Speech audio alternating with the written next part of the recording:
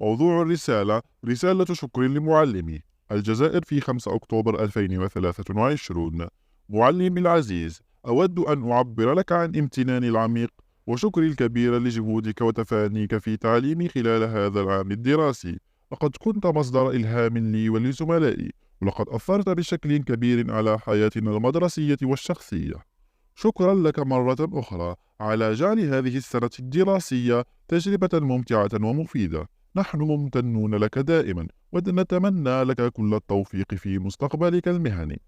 مع خالص التقدير والاحترام، تلميذك أسامة.